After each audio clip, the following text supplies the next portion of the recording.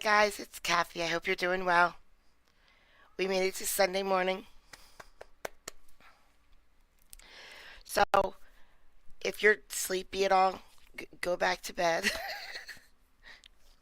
you're, you're not going to miss anything this stream. I did my best. I got off work 5 hours ago and I did my best. And I didn't do great. So, the other day I was playing a clip with no sound.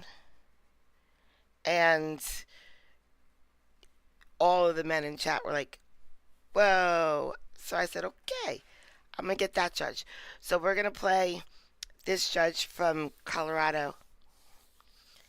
Nothing crazy happens. And then we're going to play Judge Fleischer.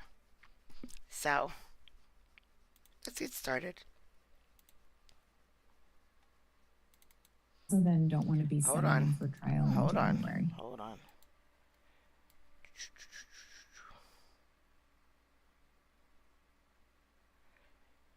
Apologize for that delay. Thanks. Stay seated. Hold on, lady. I'm not ready. And there we go. Bonjour. What is a hirondelle? I want to know. Thank you. Be seated, please. Thank you. All right. Mr. Kelly, do you have any matters that you're writing on? Yes. Fozzie, your boss called me and told me to tell you to go back to work. Your Honor. Okay. I have Mr. Malave on the WebEx. Yeah. Mr. Malave, can you hear the court? Yes, ma'am. All right. Would you just state your name into our record, please? My name is Alberto Malave. Thank you. Mr. Malave appears over WebEx on matter number 23T10199. Any agreements, Mr. Kelly? No, Your Honor, we've been trailing a felony that they're working on getting a global. There's no global offer yet, but I believe both our felony attorneys have said the same thing. Okay. We just like to continue trailing. Do you know when the next appearance is? And this is the 3283 case. Yes, I'm pulling it up, Your Honor. I'll look at it too.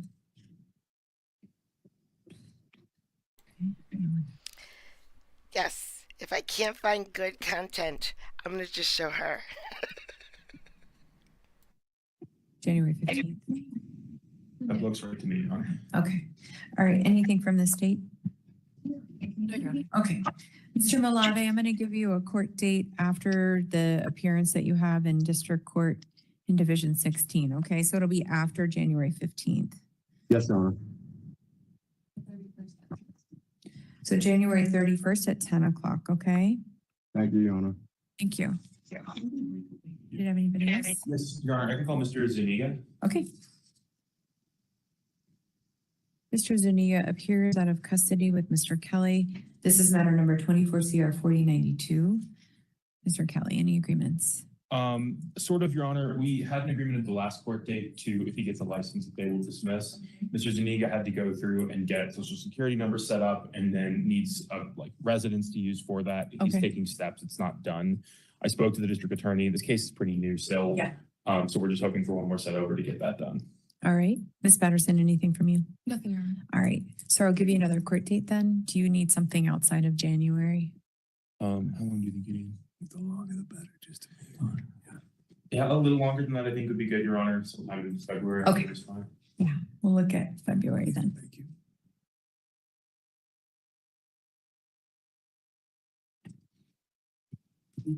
February 7th. All right. February 7th at 9 o'clock. Okay. All right. Thank you. Thank you. And then is Ms. Vanderwall on the WebEx? I'm not sure. It's me. Oh, okay. I apologize. Nobody's got it. Ms. Vanderwell, are you ready on? Please speak to her for a moment. Okay. I see Ms. Cooley on the line. Ms. Cooley, can you hear me? Ms. Cooley, can you hear the court? I'm not, okay. Say that again because I had a hard time hearing you and it may just be like a volume thing.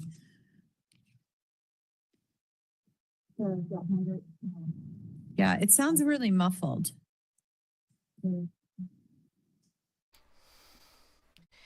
Miss Cooley, my whole chat is going to crucify me if you if you are muffled.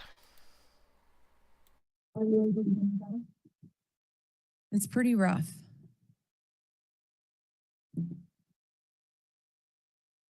Is Miss Lewis present? Hi, Miss. Better? Miss Lewis coming up. Yeah, that's much better. Okay, yes, so I'm here for Miss Lewis. Thanks. All right, so Miss Lewis appears with Miss Cooley. This is 22M4234. We're set today for plea and sentencing with a trailing revocation in 20T11658. All right, let me just pull open the file, Miss Lewis. One moment, please.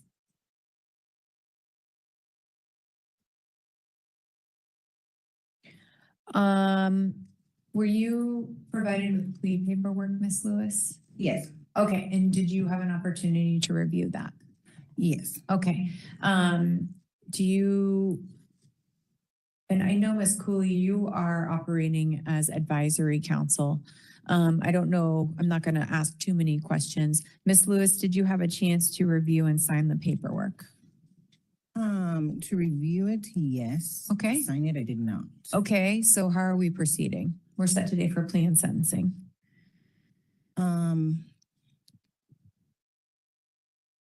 Probably for trial because I was not not aware, because he said just a fine. And it is more than just a fine. It is a fine and pretty much probation. Okay, I will have to ask what the offer is. One moment, what's the offer from the state? I don't have that specific information on my. Your Honor, it's the fine, and it's unsupervised probation, because it's a straight plead guilty. But that, and then standard court cost surcharges, and then withdraw the motion to revoke in the deferred sentence. Okay, so you're not meeting with a probation officer? How long is the time frame for? 12 months or something? 12 months. Okay. So you're not on probation from the standpoint of meeting with a probation officer. It's just for 12 months. You can't pick up any new law violations. You pay a fine. If there are any court costs and surcharges, there's no restitution. Is that correct? Correct. And then the other cases, the motion to revoke would be withdrawn. I can't tell you to take it or not, totally your decision. I think technically Miss Cooley can't give you advice like you should take this, you shouldn't take this. She can point out certain things or tell you to ask certain questions. So I don't know if you've had an opportunity to speak with her about those questions that you might have. I have not. I think I'll just set it for trial because I don't want any parts of probation. Can we pass this for just a moment? I need to ask my colleague about the necessity of probation, if it's just going to be a fine. That's fine. All right, hold on for us, Miss Lewis and Miss Cooley. We'll pass No the problem. matter. So her first name is Meredith. And there's many times when she's looking around, especially when she gets really angry, her eyes look just like Meredith Grey from Grey's Anatomy. Want me to wait? Yes, I do. Thank you. I mean, if I was the judge here, I would have said, okay, let's go to trial.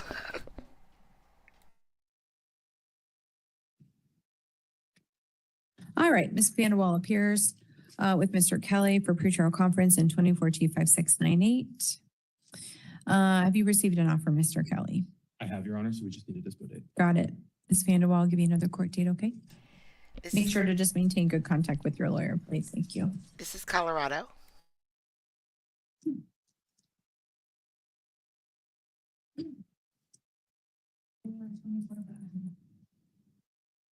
All right, so January 24th at 9:30, we'll see you back here in Division J. Thank you, ma'am.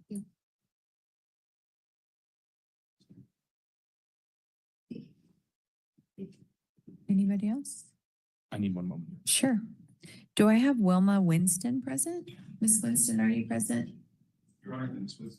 She stepped down? Okay, that's fine.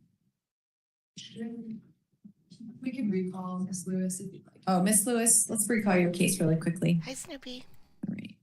Just come on back up to, oh, whoops. Are you Miss, is that Miss Winston? All right, hold on, Miss Lewis, have a seat. Let me call this lady first. I'm sorry.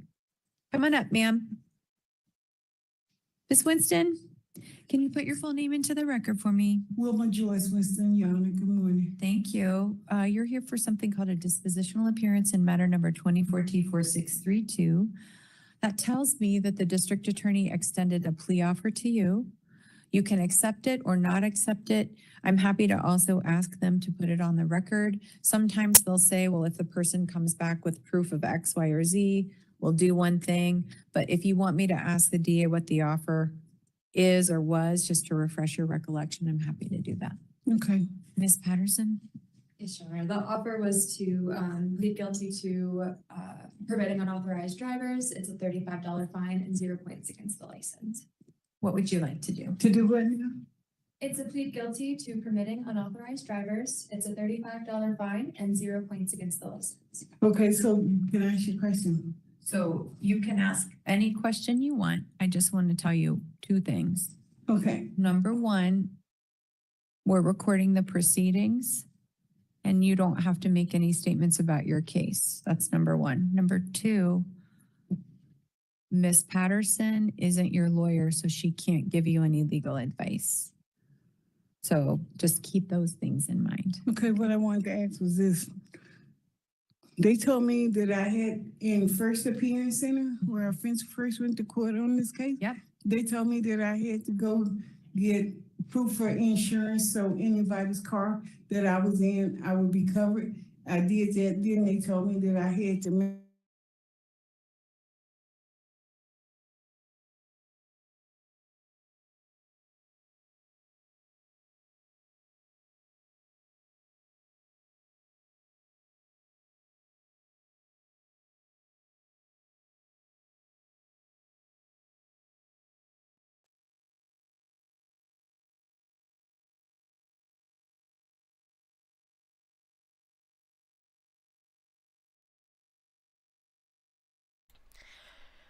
I'm just waiting one more second, guys. There we go.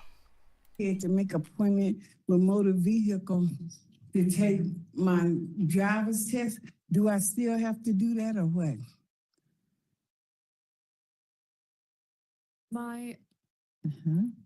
When we say that in the first appearance center, we're doing that and so we can dismiss the case. But it's not a requirement. If you want to just close out the case today, we can plead to permitting unauthorized drivers and just be done with it. But it's up to you. But what I'm saying, do I still have to, can I still take the test? You can still take the test. Oh, okay, okay, I'll do that. I mean, are you, Ms. Winston, I think, I just want to make sure, because to be honest with you, it sounds like you're confused. And I want to make sure, I think, and what the DA is saying is her offer today is if you don't have that stuff, you pay a fine of $35. Are you saying you want to do that? You want to take the plea and just pay $35? Or are you saying, no, I want a chance to do all those other things and see if the DA will dismiss the case? Well, I already paid for the insurance and I got an appointment to take the license, but I wanted to do what she said too. So I'm confused. Yep. So when's your appointment to take the license? The 18th Of January? of December? Of December? Can we set for another? All right, Ms. Winston, I'll give you another court date. If you have all that stuff, the DA might dismiss the case, but I don't know because I'm not the DA, okay? That is the official offer. If she can present a valid driver's license by the next day, I'll dismiss the case. Okay. All right, let me give you that next court date, ma'am.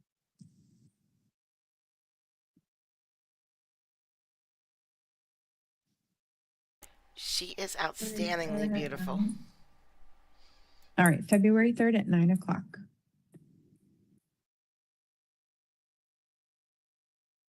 Okay, I'll tell.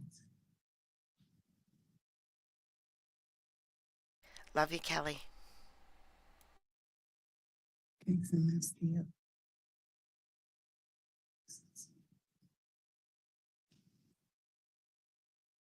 Okay. I'll just be slow. Mr. Kemp. Yes, I can call Ms. Peters. Oh, you know what? I need to, I'm sorry. Let me call Miss Lewis because I called her and then I No had worries. to call this lady. I'm sorry.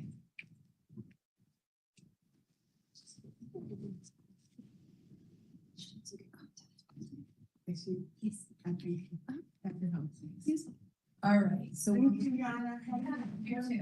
Okay. Okay, so Is she going to take the $35 fine or is she going to court? My guess is a guess because I did not watch this. Court. I'm guessing court. Okay. Unless, let me change that. Unless the prosecutor comes back and says, we don't need probation.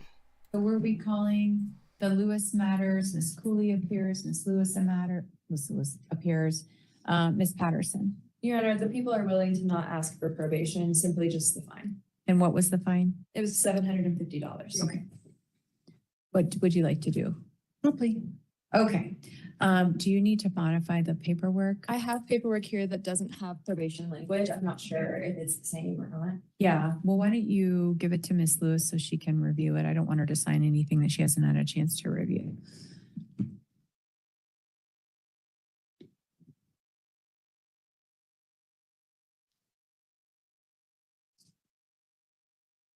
She got her wish.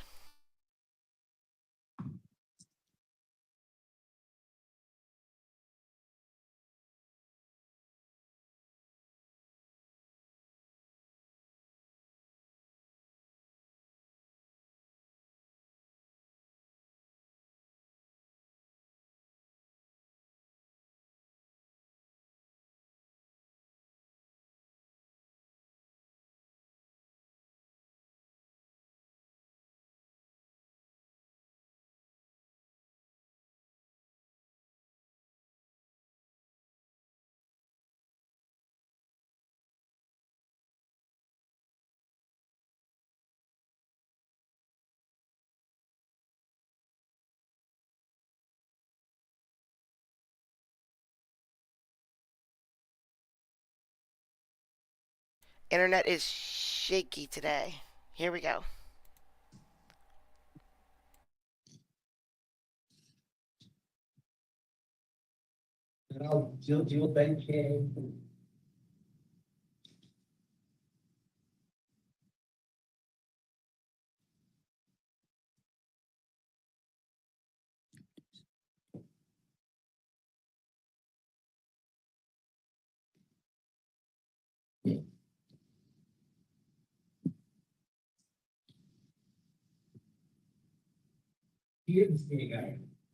No, it's Xfinity.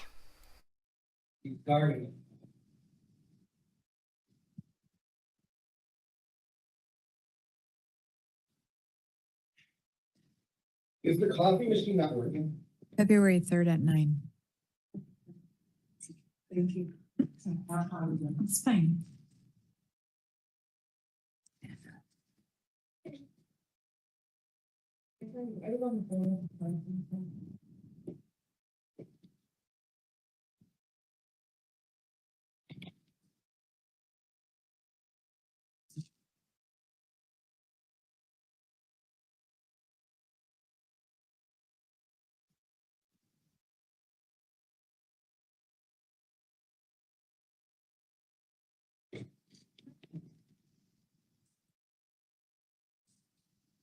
Your Honor, please.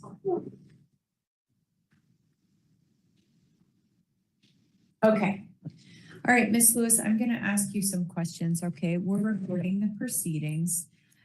So any responses to questions should be verbal, like yes, no. If you say, our recording system won't pick up. It'll just say literally M's, it'll be M's or H's or whatever.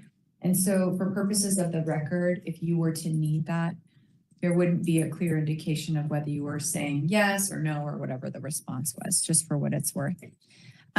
What I see, Ms. Lewis, is that you're going to enter a plea of guilty to class 2 misdemeanor obstructing police. The plea contemplates that you pay a fine. It's $750 plus a surcharge and any court costs, that any remaining charges in this case would be dismissed. I don't think the people are seeking restitution, bless you, is that correct? Yes, Your Honor. Okay. And No, then June. also as part of this agreement, the motion to revoke the deferred sentence in the other case, 20T11658, is withdrawn. I think we can probably, we'll look at whether or not we can close out that case as well. Bless you again. Is that your understanding of this agreement, Ms. Lewis? Yes, All right, and you had a chance to review and sign the plea paperwork. Is that your signature? yes, I also see that there has been some interlineation in the documents, and you have, I believe, initialed and dated as well? yes. ma'am. Okay, and that's with regard to that probation phase, correct? Yes. Okay. Was there anything that you think was part of this plea that is not represented in the paperwork or that we're not addressing today on the record that you're relying on? No. Okay. And how old are you? 36, How far in school have you gone? some college. Read, write, and speak the English language. Yes, Today, are you under the influence of any substances that might prevent you from understanding what you're doing? no, When you were reviewing the plea paperwork, you saw there are a number of rights that you give up when entering a plea. They include the things like the right to remain silent and the right to appeal any conviction to a higher court. I need a baseball mitt for that, Snoopy. But by virtue of accepting this plea agreement, you give them up.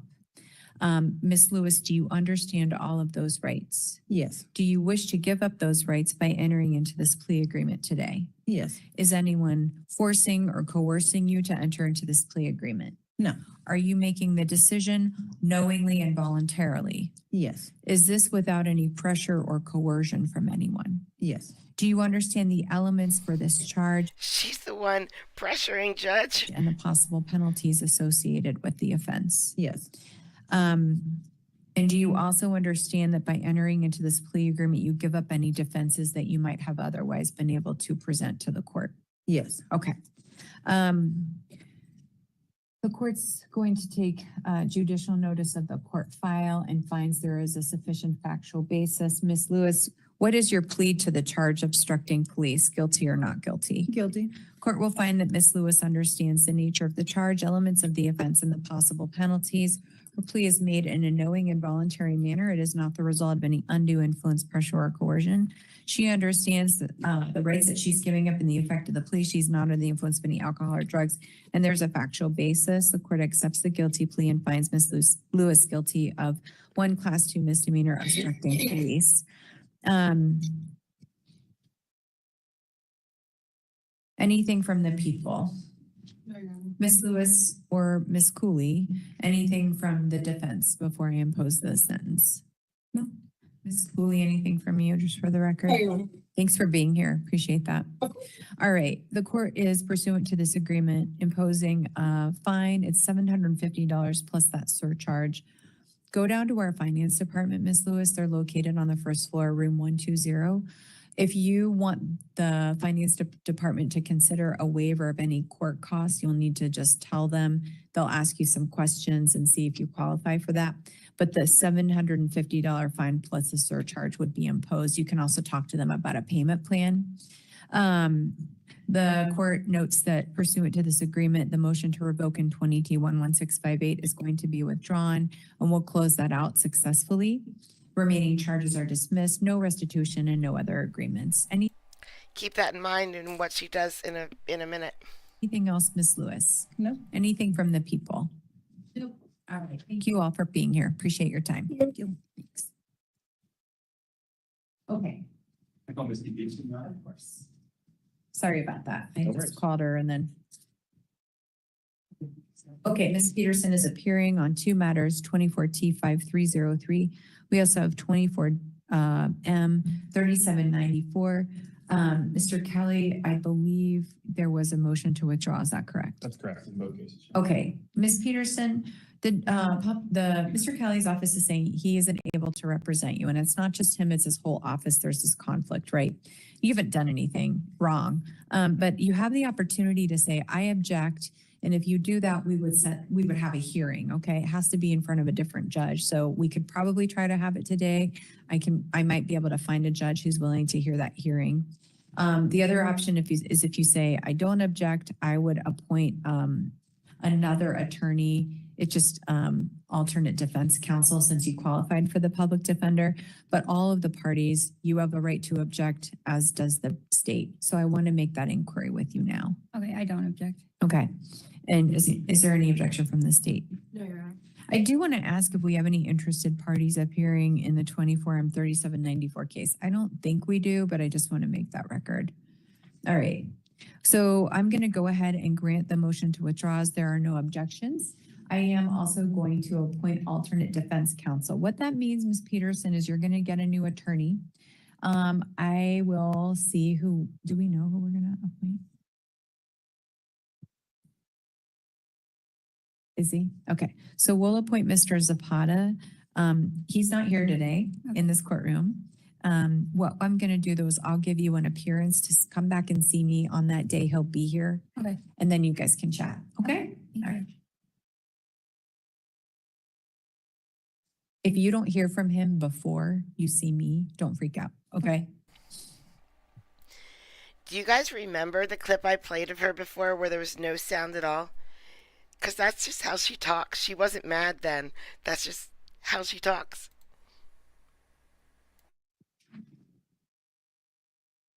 January 16th at 8:30. All right, we'll see you January 16th at 8:30, okay? Thank you. Your Honor, one quick thing. Yes, sir. Ms. Peterson has an updated phone number to add to the court file. I had her write it down. Okay, Hi, broken tile. The court wants me to handle that. we can't make those changes. She'll actually have to file something downstairs on the one-on-one. Okay. Yeah, I'm sorry about that. Yeah, we're just not allowed to change that info. Okay, all right, thank you. All right. Ms. Wooten? Your Honor, I can call Miss Arcondes. Okay. Good morning. One moment, let me just pull up your file, okay? Okay.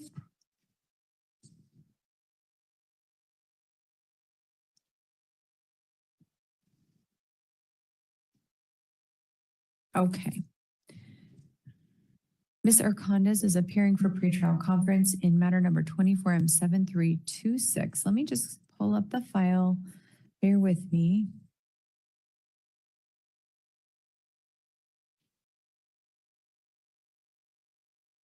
Do I have Mr. Perry present? Mr. Perry, do you want to make statements today? You do not have to if you don't want to, but if there are things that you would like to say, I'll ask you to come up to the lectern. So if I could have the defense please move to your left. Thanks. And sir, when you get up to that lectern, I'll ask you to state your name.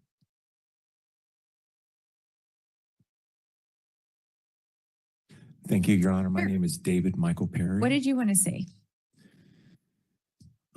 I'm asking to have the restraining order, Mhm. the no contact dismissed. Okay, Most importantly, I'm just trying to reunite my family. okay, I've chosen to be away from the home, okay. and I would like to return at some point. I think that although the matter is rather serious, it's not something that can't be handled and managed. I believe that there is a lot that needs to be done. I'm looking for reconciliation in some degree. I am willing to accept divorce if she wishes. Mhm. Now she looks like someone who got all A's in school. I'm just trying to do the right thing by my wife. Okay, so let's talk a little bit with everybody, right? Right now, the protection order, first, I can't dismiss it, okay? I can modify it, but I cannot dismiss it. It is something that is issued pursuant to statute, all right? And so it stays in place for the duration of the case until there's a resolution, and depending on the kind of resolution, I used air quotes. So what I mean is, if the case is dismissed, the protection order goes away, right? Because it's functioning because the case is open. If there is some kind of sentencing period, that protection order is still in effect until the end of that sentence, okay? So it's issued pursuant to statute. I can't dismiss it. I can make modifications. Right now, the protection order says that, how do I say your last name? Ms. Arcondes cannot have any contact with you, period. In person, except for here, right? Yes, ma'am. So can't be at a location where you may be found. She can't call you. She can't text you. She can't try to reach out to you through a third party, okay? I am happy to consider making modifications, but I do want to have some assurances. And those assurances include to make sure, I want to make sure everybody is safe. That means everybody. and that nobody picks up new charges. So that could be sort of a slippery slope. Sometimes people ask me to modify the protection order so that you all can be in the same location. So you can go home, right? Or be in a public place, even if you're not cohabitating. I saw her first. Sometimes that's too much and they just want to be able to talk about things. There may be other things going on in your lives. You may have shared children. You may have other business things you need to address, financial things, right? Because you have obligations as a couple. That may require some kind of communication. And we want to make sure that whatever is done, everybody completely and clearly understands what they're supposed to do.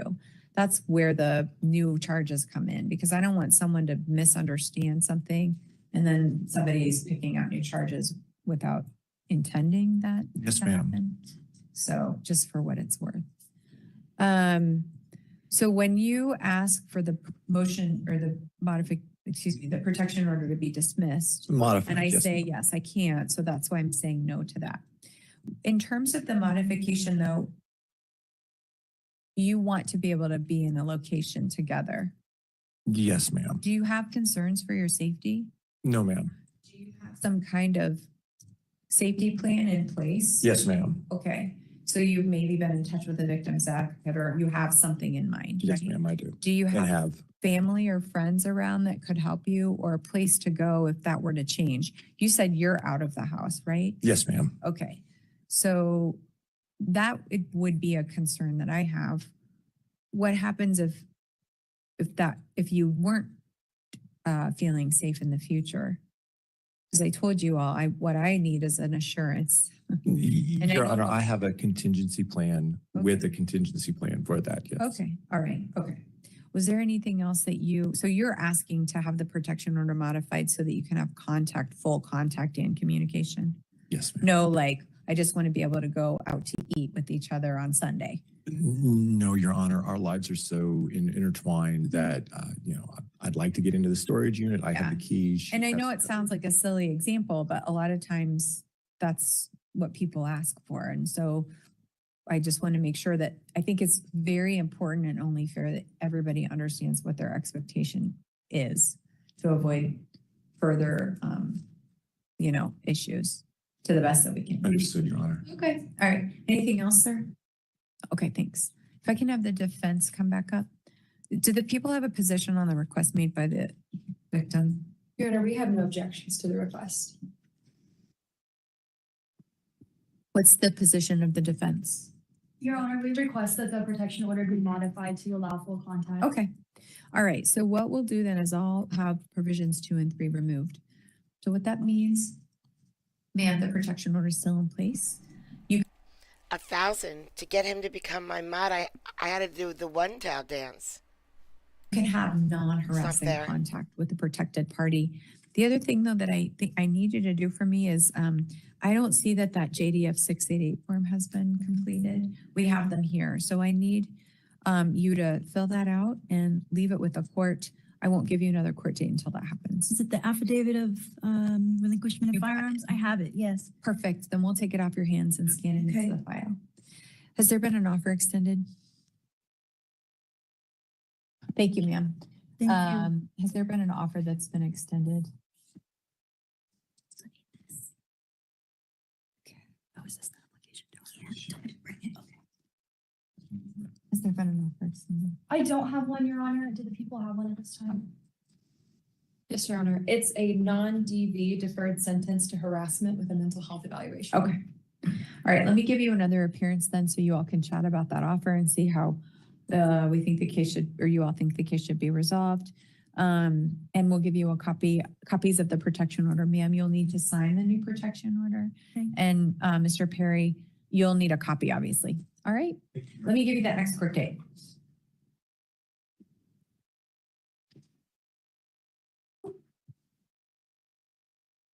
February 3rd. Can you accept February 3rd at 9?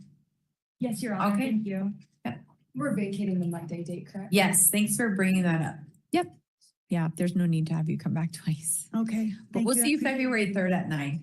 Okay? Thank All right. you, thank you. Don't leave until you sign that protection order. Thank you. Alexander? Yeah. Alexander Brown? Mr. Brown, when you get up to that lectern, sir, would you just state your name for the record, please? Brown? Mr. Brown, you're appearing for a pretrial conference in 2014 5565. No lawyer yet today, is that correct? Okay. The last time you were in court, I don't think the district attorney had the information they needed to extend an offer. So let me check in with them. Ms. Patterson? Yes, Your Honor, blood is in. The offer for the record is a deferred sentence to DWAI as a first with standard conditions. Okay.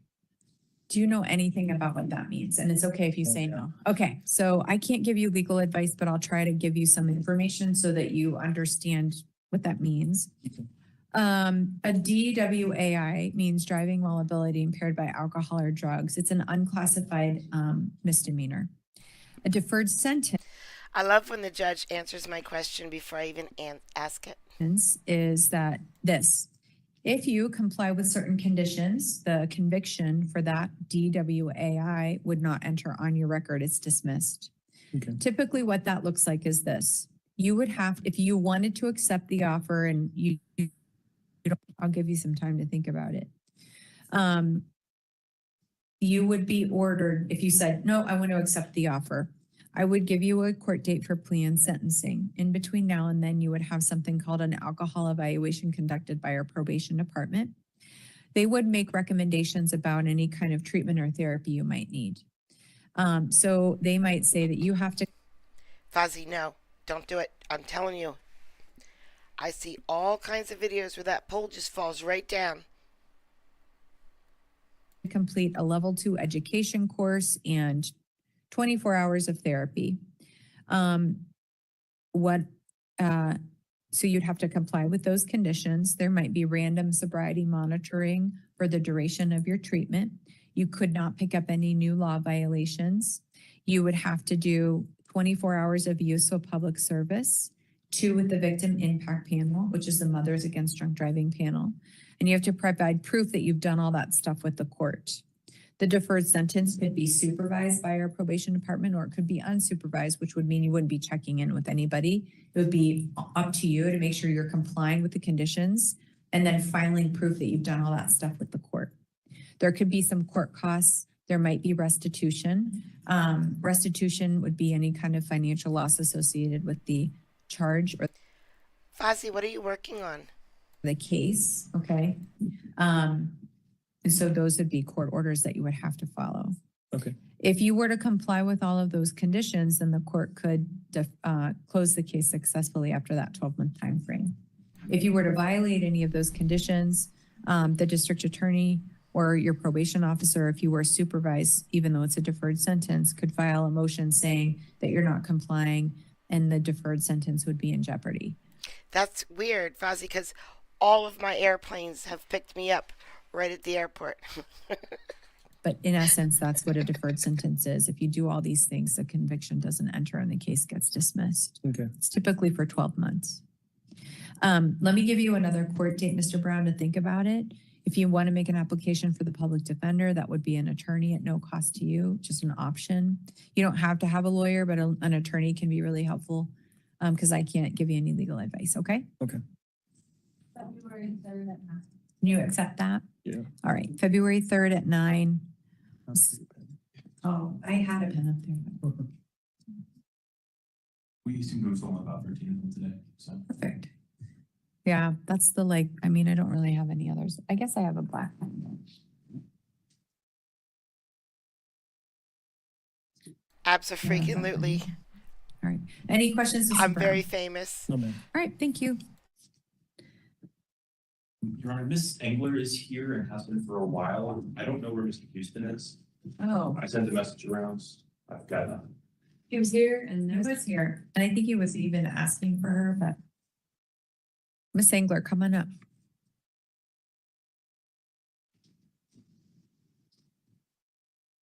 Hi, state your name. I did have someone stop in the bar, but they didn't know. They didn't know the bar they were in, and they didn't know who I was because it was It was one of the replay crew.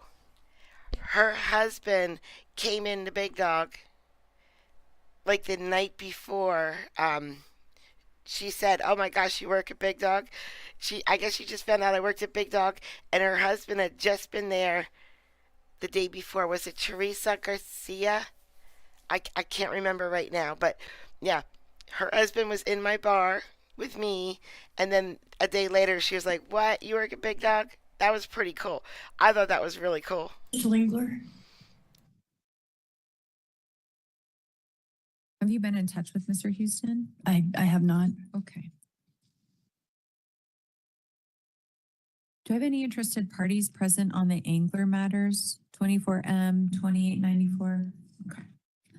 I gotta give you another court date. I don't want you to have to wait around for too much longer. You're welcome to, and we can again send some emails and see if he's probably in the courthouse. I have a cab, an Uber, and they have my dog if they're out there still. Okay. So is it okay if I just give you another? Yeah, that's fine, please. Thank you. Okay. Perfect. I'll call him. What kind of Uber? Hold on. Stop. What kind of Uber drives someone to a court hearing and waits with their dog outside? I've never had an Uber do anything like that. And we'll let him know if he stops by, but they usually are, going to more than one courtroom. Okay. Okay, so let me give you another appearance, okay? Okay. February 3rd at 9 a.m. Can you accept that? I can. Okay, February 3rd at 9 o'clock. Thank you, ma'am. Thank you. Yeah. I'll call him right now. Yeah, don't worry, and it'll be good. Okay, thank you. Yeah.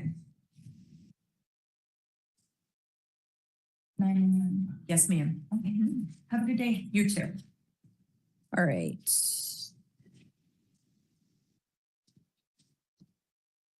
Who's saying, did you take the cap? Oh, I did. Already? I do have a party appearing over WebEx with a telephone number ending in 14, and then I've got some folks here. Do you have an appearance today? What's your name? Yes, Mr. Dominguez? Okay. Who is appearing on WebEx with a telephone number ending in 14? If you could tell me your name so I can address your matter. Wait a second, Charlotte. You mean someone might have lied to the judge? No, it's not.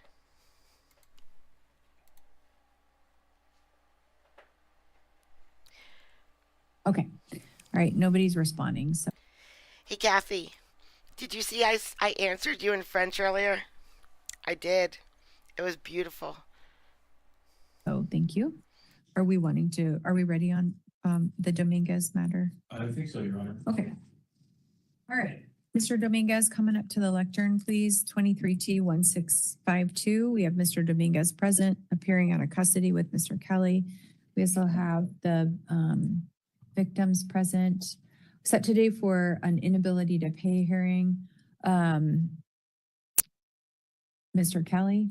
My understanding is that we're not proceeding to a hearing, that we're closing successfully, converting the remaining restitution balance to a civil judgment. Ms. Patterson? I am positive I did 3 wees. It was in the words. The 2 wees were in the words, and then there was a wee. It was 3 wees, I think. I'm positive. I wasn't drunk. Is that correct? One moment. Sure. It was his decision. Think Judge Fleischer disabled chat. He didn't exactly tell us why. But, who knows? He took his stream down before and then he put it back. Who knows? Maybe he'll put it back. However, we do have a chat in Discord called Judge Fleischer's live chat. So when court is on, you can go into Discord and we're all there. Well, not everybody, but you know what I mean. according to the statute, that defendant has to at least report to a collections investigator for us to close successfully. I have no proof that he has reported to a collections investigator. Okay. I think that that needs to happen before I agree to close successfully.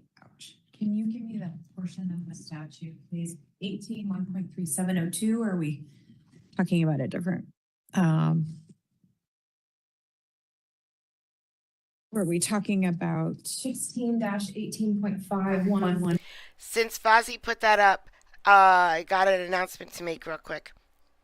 I got rid of my P.O. box because it was bad, guys. Half the time I wouldn't get anything. I got rid of it. So I have an idea though. I'm going to, I guess, use Amazon. If you want to send me something, right?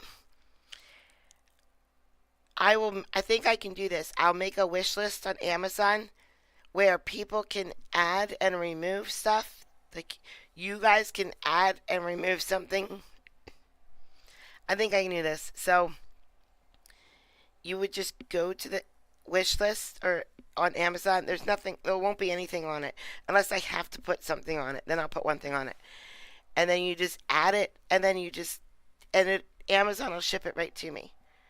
And then we don't have to worry about that stupid P.O. box anymore. It really was bad. 1041? Yes, the defendant alleges that he or she cannot pay the full amount of restitution. The court shall direct the defendant to report immediately to collections investigator. One moment.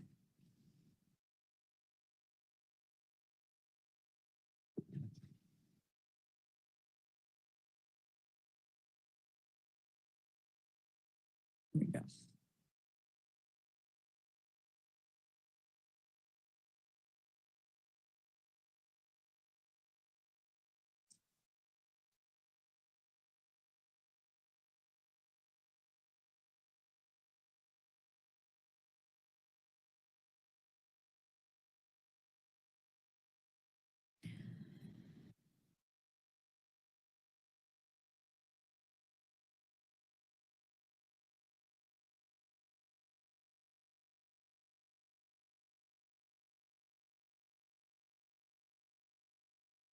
Okay.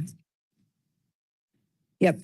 Thank you. Mr. Kelly, candidly, I don't think that let me look at the court file. I think when the parties appeared, it was October the 16th. The information the court had been provided with, and I don't think that Mr. Kelly, you were here on that day. It was one of your colleagues. All of the requirements of the deferred sentence had been completed. The only outstanding piece was that restitution. At that point in time, the record reflects that the amount was $14,808.58. There had been a request to convert the restitution to a civil judgment at that point in time. And so there had been a concern with regard to a jurisdictional piece presented by the people. I would also know, I don't think Ms. Patterson, you were speaking on this matter at that time. It was either. not me. And so I think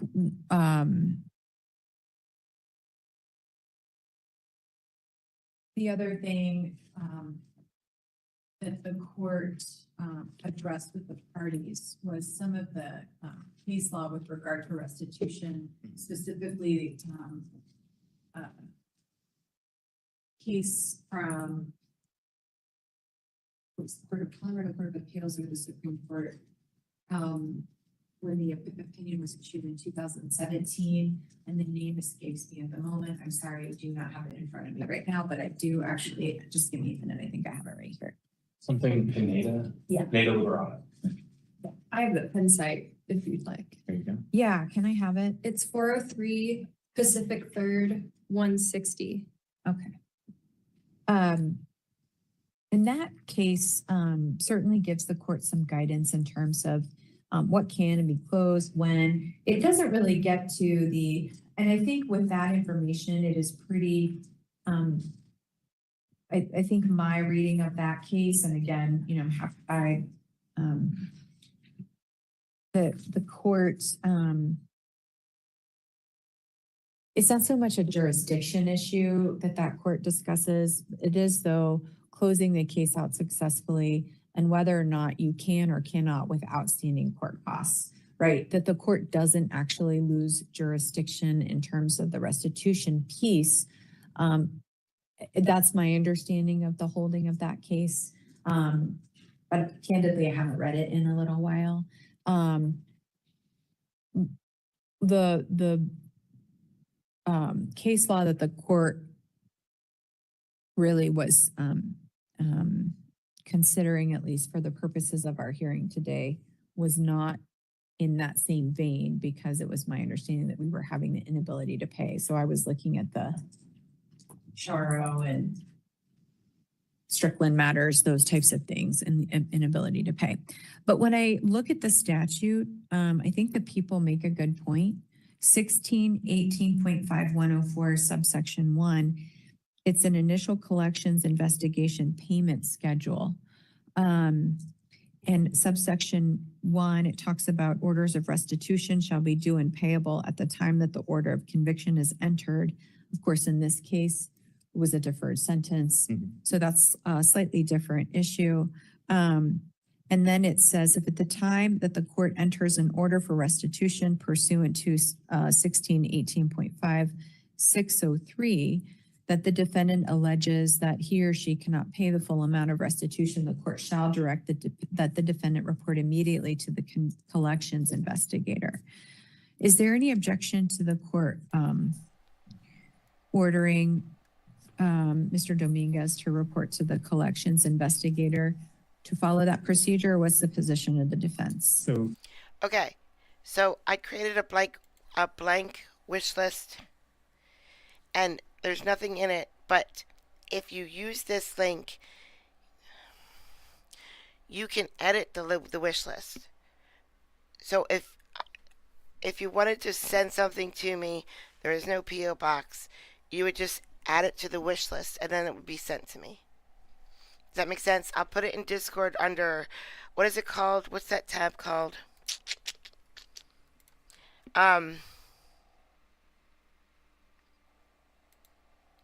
Donation information.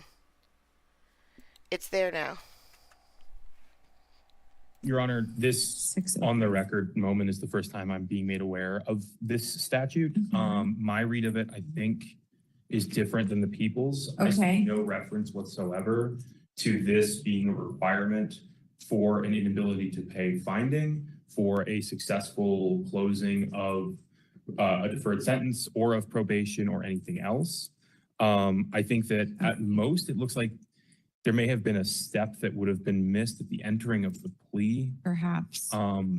Either way. No, people wanted my address so they could send me something.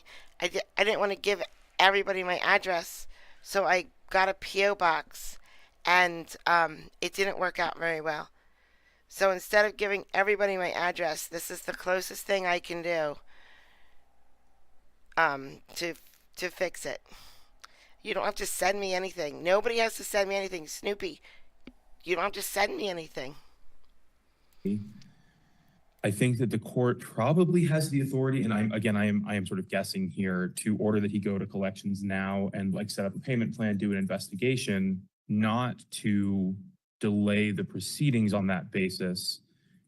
It just seems like this gives the collections investigator some authority to encourage him to take steps to pay that off and to set up a payment plan in the first place. Right. I don't see this as a procedural step along the path of a revocation. And certainly if that is how people viewed it, I would have appreciated further notice so that, you know, Mr. Dominguez just doesn't want to have to keep coming back to court on an inability to pay issue. I'm a little bit confused procedurally here as well, because I have read the inability to pay case law. Right. There's no indication that a lack of going through a collections investigation is a reason to find anything other than inability to pay. And so if that's the case, then I guess I would be requesting that we just go to the hearing today. Mr. Dominguez's main goal is to get this done, get this converted. We've converted dozens and dozens of cases under these same facts in my time in this division. And my read of this is at most that the court should have and didn't initially direct people to go to collections, except the court typically does direct people to go I direct. tell them to go to the finance department. Yeah, so And that if they want to set up a payment plan, they should have a conversation with the, fair enough. I don't know if that is technically the collections investigator or if the finance department and that are different. no, they're the same. They're the same people. thing, okay. It's in the same office. Same office, okay. And I can listen to the FTR, see what I said. I mean, I think either way,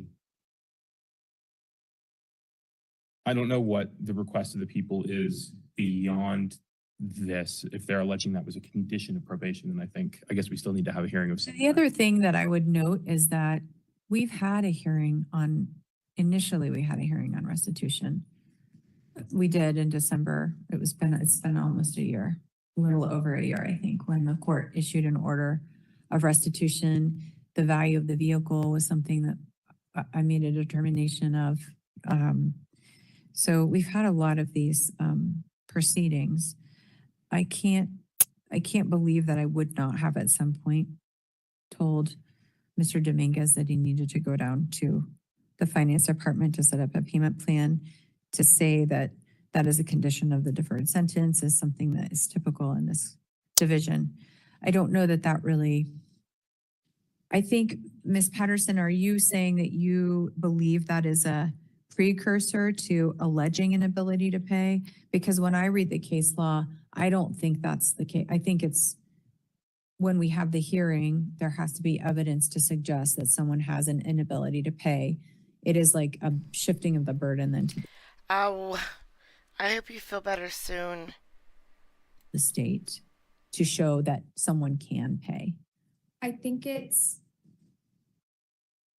almost a precursor in the sense that if the burden does shift and I have nothing from collections investigator saying that he may in fact have an ability to pay, there's nothing that I can use to satisfy that burden. I think that's why the statute is there. I think my biggest concern is not just with we all understand that the civil judgment is a thing that can happen. I think my biggest problem is if the defendant has never reported to finance, period, it was a condition of his deferred sentence that he tried, and there has been no evidence that he has tried. So that's, I think an inability to pay hearing, honestly, and You two are the reason Judge Fleischer was shut down. I don't know why this hasn't been brought up before, is it's too early to even go if we don't have proof that he's tried. Right. And then the piece there is obviously we're coming up on the time terming out. So that's why there is this, I see. I think, I mean, it's just, I don't know the time frame on that, Your Honor. well, right. Okay. Go ahead. Yeah, I will say this. I think the idea that people don't have anything to work with is likely wrong here. Obviously, to like establish that actual inability to pay, I am going to have to put on evidence, which is going to involve him testifying. He will be subject to cross-examination. That is a pathway for them to provide evidence. I guess people could be concerned that my client would get on the stand and just lie in response to answers, but wouldn't to collections. But that's not, I think, a realistic concern here. I understand that the inability to pay is like, or an ability to pay is a relatively difficult thing to show for them. Part of the reason is that the things they might normally be able to demonstrate are hard to demonstrate when you are dealing with somebody who's the client of a public defender. What they can see is my client's approved application in the file. What they can see is his age, and they can hear his testimony and everything else. Given I don't see this anywhere in any of the case law as a precursor, as a requirement, et cetera, I struggle to think that it is today when it hasn't been found that way or alleged that way, it seems like, in any other case.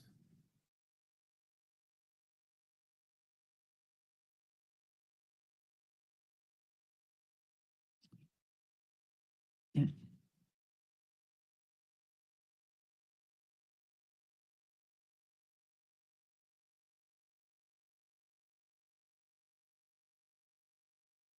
When I read through this, Your Honor, there's stuff in here about allowing the collections investigator to place liens on clients' property or other things, finding other creative ways to get them to pay if they do lack it. which seems like things they're going to be just as able to do if the court orders him to go do that and closes the case. Okay, today. and I think one thing that is, one second. I believe,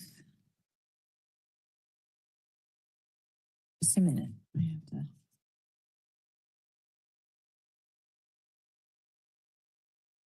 About this, because I think also when,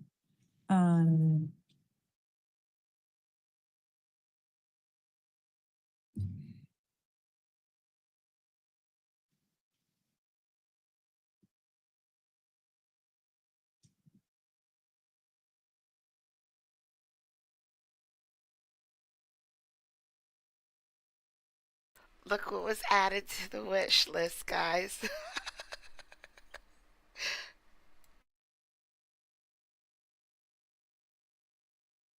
May I add one thing, Your Honor? sure. Within the same, I don't know if the proper word is title, I think it is, in 1618.5.111. Yeah. There's the section on the effect of a deferred judgment sentence. And it says that the previous things apply even if that deferred sentence closes, the case is expunged, et cetera. And so what I was going to say, go ahead and make your record. Just very briefly, that reads to me like this is something that he likely still has to go do, and the court can tell him to go do regardless of what it does with the deferred sentence. What I was going to say was, I think that there is sort of this, and I want to pause before I say this because I'm concerned I'm going to say it in a way that will set off alarms, and that's not what I'm trying to do. But it's really, I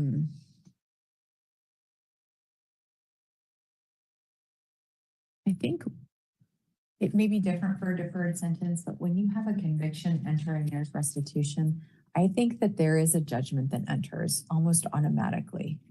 I think that now this may be different because we're talking about a deferred sentence. So I know I have that information somewhere. It's not readily available because I wasn't anticipating this issue coming up today. So just a moment.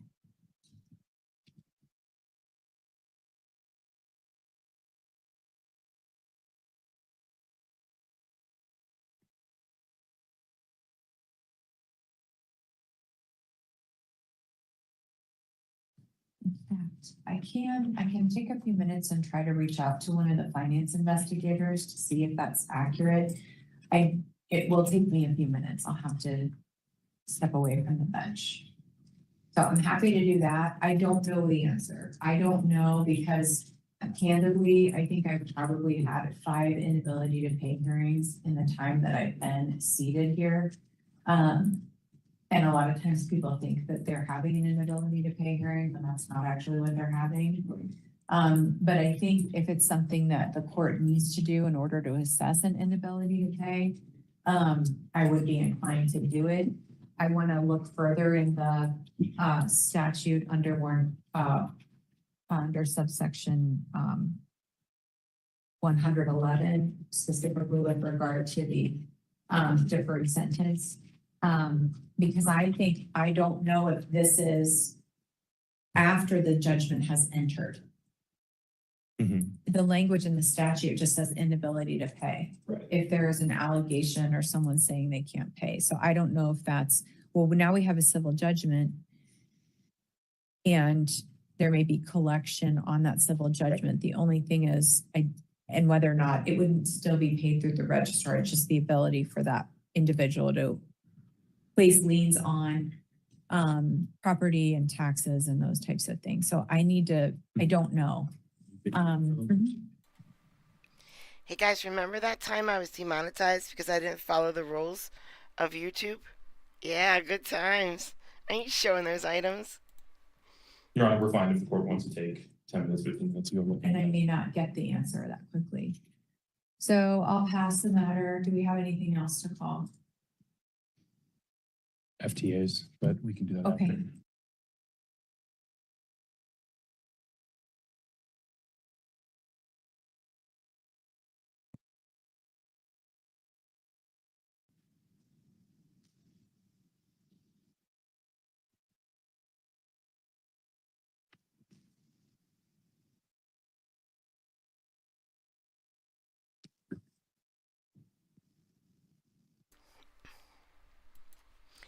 I think you guys missed the point. You don't need to add anything to the wish list. You don't need to do anything with the wish list. This is just because I had to take my P.O. box down. Never mind. So we're going to be back on the record in the Dominguez matter 23T 1652.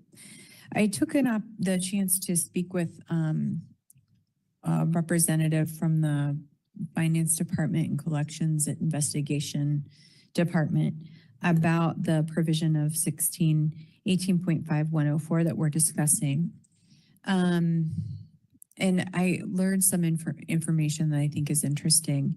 One thing that, one piece of information that I was just provided with was this, that even if a sentence is, or excuse me, a case is closed, if there is still an amount of restitution owing, it will still be collected. Not as a civil judgment.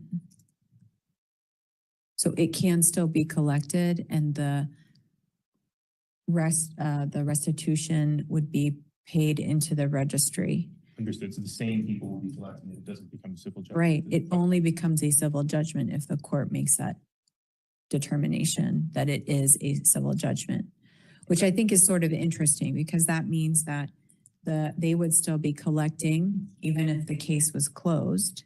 But if this court, and even and I asked twice, because I think the one inquiry that I have is, well, how is there the authority to do that? From the standpoint of any kind of jurisdiction that is still retained.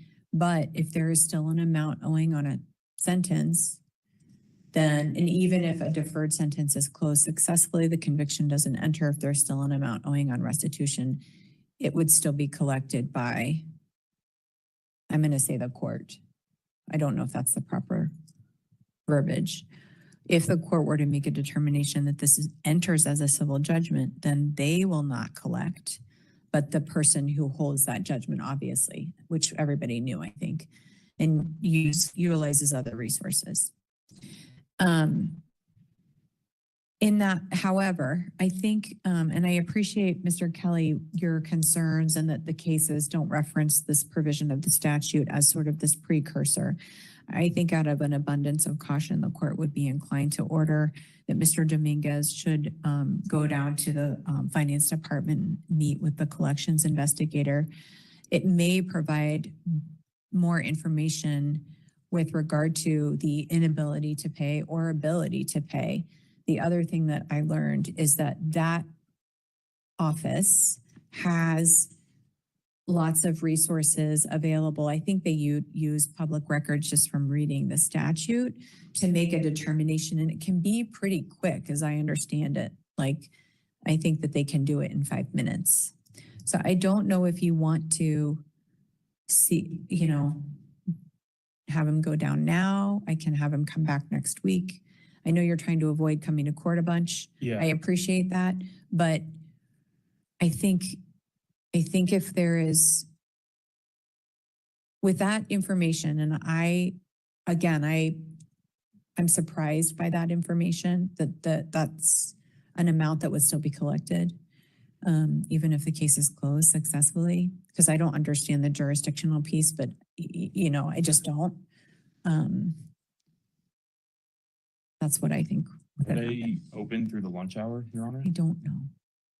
I would be surprised if they were. My concern. Now, I can tell you that the investigator did say that I could give her that information over the phone, and she would look it up. But I said, no, I didn't think that would be proper. Fair.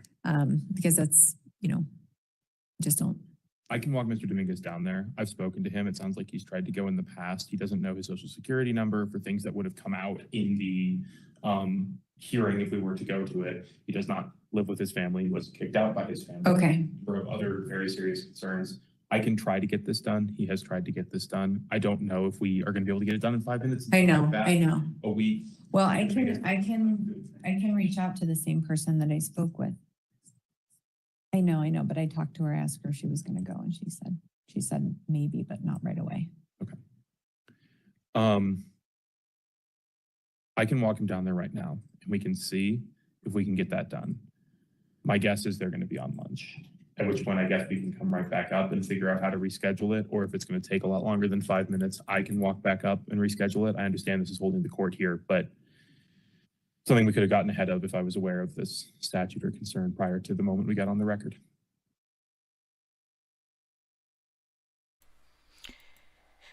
So we're not going to get an answer to that one, but that's okay. I didn't watch that one. I was watching chat, so I don't even know what we're not getting an answer to. Something about money. Bill, are you streaming today? I'm trying to think if I would get off work in time to see your stream. Are you going to stream today? Are you okay? Is work kicking your butt? All right. So I know that I played some Friday Judge Fleischer 2 days ago, or was it yesterday? I don't know. It doesn't matter. It was yesterday. I'm starting here because I don't remember seeing this,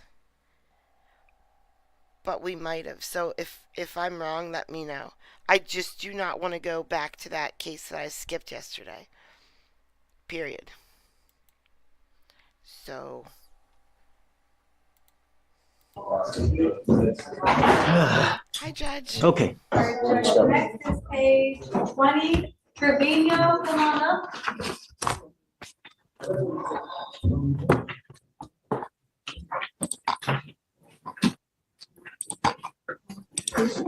I'm so happy that you're here. Can I take you?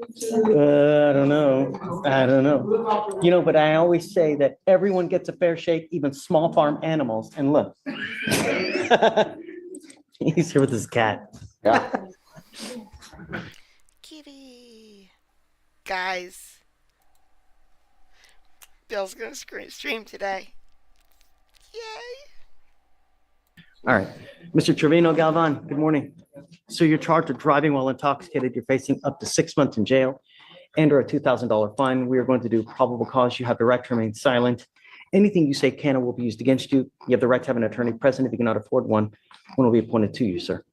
Yes, Judge. All right. On December 8th, 2024, the officer conducted a traffic stop on the defendant's vehicle after observing it travel at a high rate of speed and disregard a red light at the intersection of Alameda Road and Bin Street. The defendant struck an officer's marked patrol vehicle, causing heavy damage, and the defendant admitted to disregarding the red light and drinking right before the incident. The defendant advised he was coming from a bar and standard field sobriety tests were conducted. HGN 6 out of 6, one leg stand 1 out of 4, and walk and turn 3 out of 8. The DIC was read and the defendant consented to breath. The results were 0.109 and 0.105. Okay, Mr. Trevino Galvan, I'm going to find that there's probable cause to go forward with the case. I'm ordering you not to consume alcohol or illegal drugs. I'm going to randomly test you. If you have a problem with drugs or alcohol, you better address it, because if you don't, I'm going to do it for you. And I promise you, you're not going to like the way that I do it. You just had one dismissed. I'm ordering you to obtain a guardian interlock. You're not allowed to drive any vehicle that doesn't have a guardian interlock on it. If you're caught driving a vehicle that doesn't have one, guess what happens? You understand this, right? I'm going to do everything in my power to protect the public, dude. Don't become a danger. Otherwise, you know what happens. All right. I'm going to have you sign a reset, Victoria. We'll have you get with Felicia for your bond conditions. Because you have a lawyer, I will waive your appearance, but it is your responsibility to stay in touch with Mr. Thiessen. He will tell you if and when you have to come back to court. If he tells me he can't get a hold of you because you're playing games, then you know what happens. All right, guys. Thank you, Judge. Please. Great to see you, like always.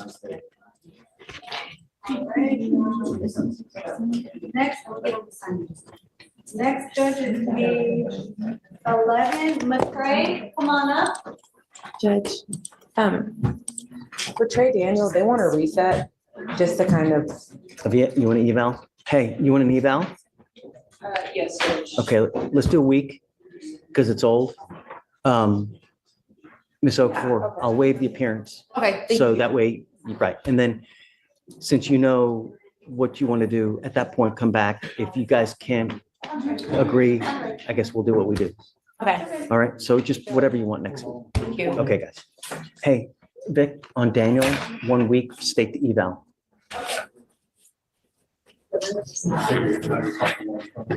do we have here? Mr. McCray, Your Honor. All right. Good morning, Mr. McCray.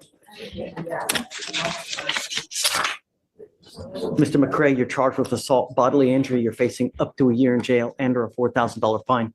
We're going to do probable cause. You have the right to remain silent. Anything you say can or will be used against you. You have the right to have an attorney present. If you cannot afford one, one will be appointed to you, sir. Yes, Judge.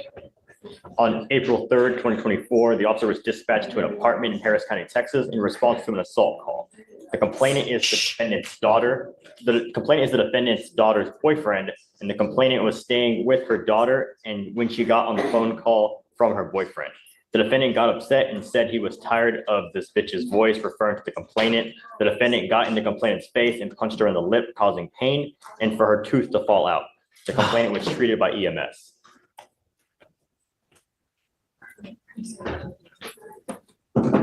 Mr. McCray, I'm going to find that there's probable cause to go forward with the case. I'm ordering you as a condition of your bond not to consume alcohol, illegal drugs, or unprescribed controlled medication. I'm going to randomly test you. If I find that you're consuming alcohol or illegal drugs, I'm going to put you in jail. Do you understand? In fact, I'm going to send you right now for a drug test. I want to know what, if anything, is in your system. I'm also ordering you not to be in possession of weapons and not to have contact with the complaining witness in this case. Do you understand? So they want to write an affidavit. Can they do that? I don't answer questions, Mr. McCray. I'm telling you what the expectation of is while you are in this court. You can either abide by the expectation or you can, the other thing is going to happen. Do you understand? Are you high right now? No. Be careful. I'm sending you for a drug test. If you fail to go take the drug test, if you fail to come back, you know what's going to happen. Just take a seat for me and then we'll get you. I'm sending you for a drug and alcohol test right now. Go to Do you bed. understand? Take a seat for me. Top of page 11. All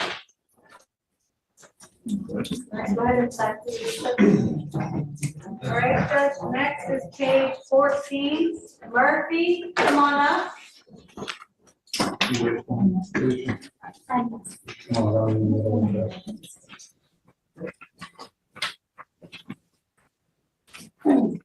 You say Mary? Murphy. Got it.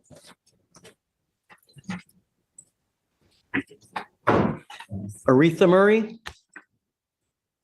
Okay, page 14 and 15, Pittman.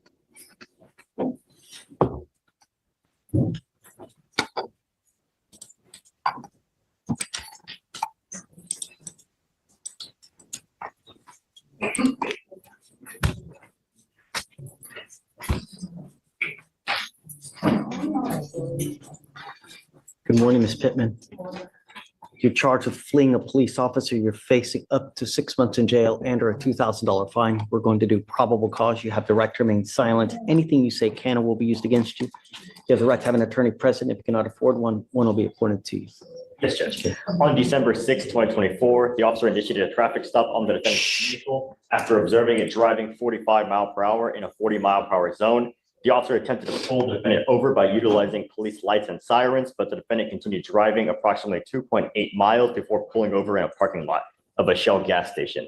Upon contact with the defendant, the officer observed a strong odor of marijuana emitting from the defendant's vehicle, and a search of the car revealed 0.17 grams of marijuana in the vehicle, as well as a black handgun on the floor of the driver's seat in plain view.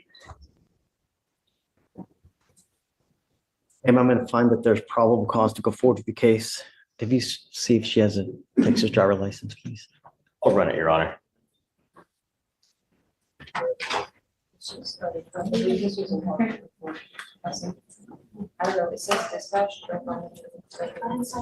I'm making it a condition of your bond that you are not to drive unless you have a Texas driver license and liability insurance in your name.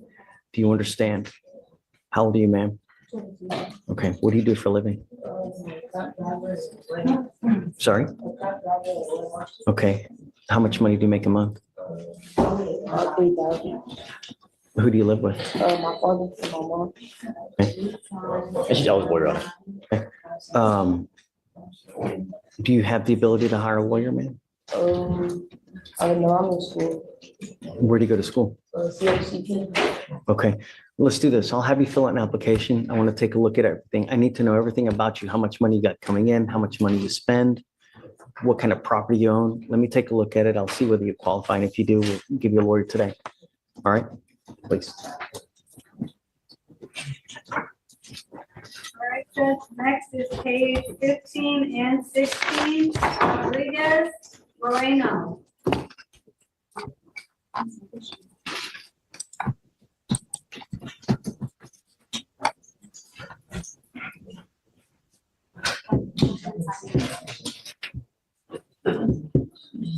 That might be the complaining witness. Good morning, Mr. Rodriguez Moreno. Sir, you're charged with assault of a family member. You're facing up to a year in jail and or a $4,000 fine.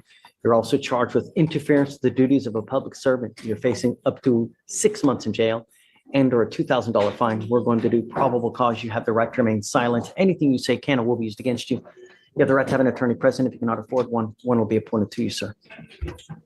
Okay. Yes, Judge. On December 8th, 2024, the officers were on patrol and were dispatched to a residence in Harris County, Texas, in response to a disturbance and unknown weapon call. The officer performed a public service to the female caller, the complainant, and spoke with the caller, and the caller was upset, sad, hysterical, and crying.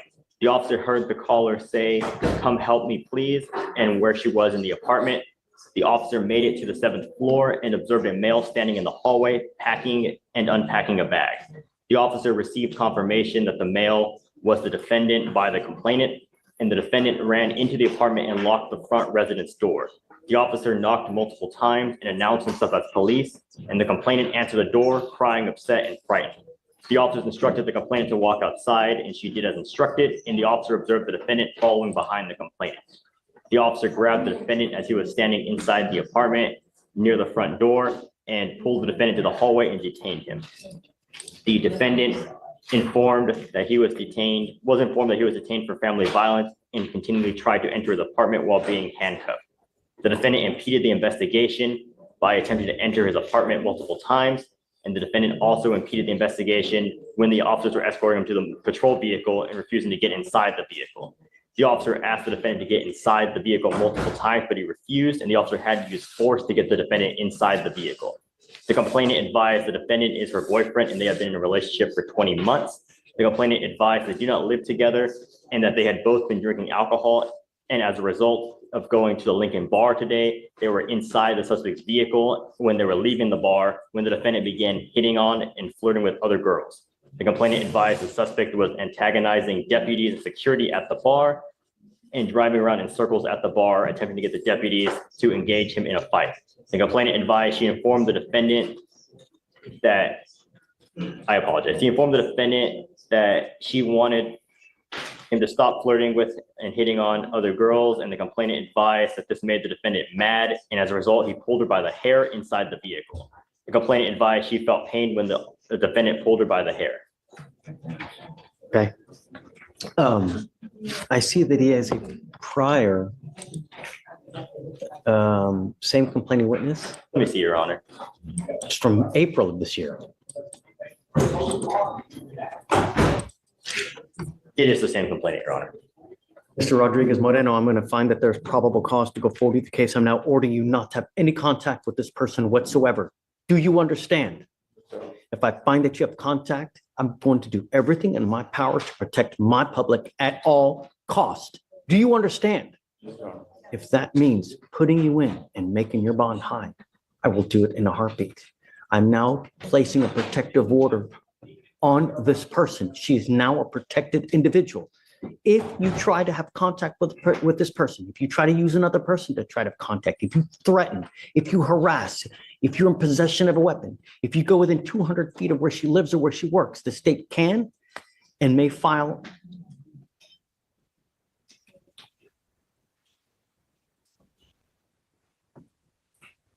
I want you to listen to me, and I want you to hear me loud, and I want you to hear me clear, Mr. Rodriguez Moreno. Because if there's one person that will be at fault, it's because you didn't hear me sufficiently. Hear me now, because you will not get any more warnings. This protective order is going in place. And if you violate it one iota, The state can file additional charges on you, a violation of protective order. You violate those conditions, I can have a hearing to hold you at zero bond. Zero bond, and I'll do it in a heartbeat to protect every single person. Do you understand? Yes, Your Honor. You're also not to consume alcohol or illegal drugs, and I will randomly test you. If I find that you're using, likewise, you will go in. I will revoke your bond. Do you understand?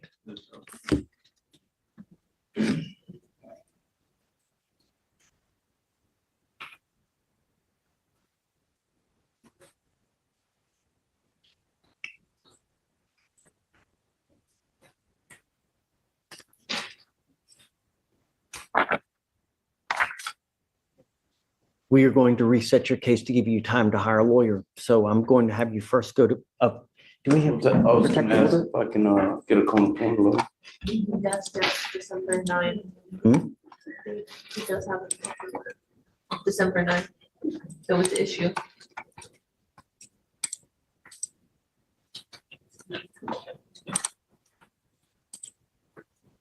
What do you do for a living? construction I built and installed. Okay, I need you to fill out an application. I don't know whether you qualify. Did I give you a free lawyer in April? I did. Now you're here. 5 months later, back, another charge, same complaining witness. I think we're getting snow today finally here. I'll have you fill out an application. I'll take a look, but I want every single line filled out. Do you understand? Yes, Your Honor. Okay. Rodriguez. All right, guys. I know the stream is a little shorter than normal today, but it's time. It's time. I gotta get off and get ready for another double. But today is brunch, so the food is delicious. Yum. All right. Yep. I can't do the OJ trial again today because I have to work. But I will do the OJ trial tomorrow. In the meantime, between then and now, reverse that. Don't forget to go to Bill's stream tonight. Come on, guys. I will see you there if I can. If I'm not busy, I will be in there because I can't wait. Thank you so much for coming out.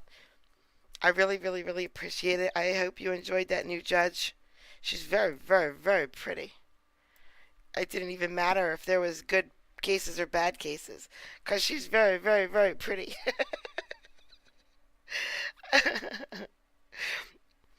Thanks, guys. I shall see ya. Behave, okay? Kelly, I know you're sleeping, but we love you.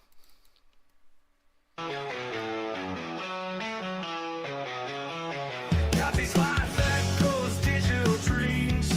Through the screen, her blue eyes gleam. Wicked humor, sharp as a knife. Her stream sparks electric light. Late night when the world sleeps, she's the friend that always keeps.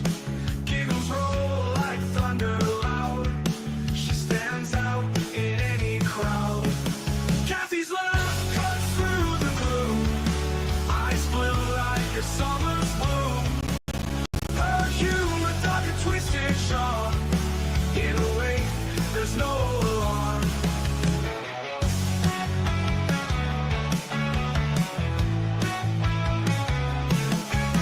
Feels late into the night. Her laughter feels just right. Even when my world turns gray, with a giggle, she lights the way. Her eyes mirror a sky so blue. In her jokes, there's a truth so true. With each stream, she brings the light. Turns dark days into bright. Kathy's laugh cuts through the gloom. Eyes blue like a summer's bloom. Her humor dark and twisted sharp. In a way, there's no alarm.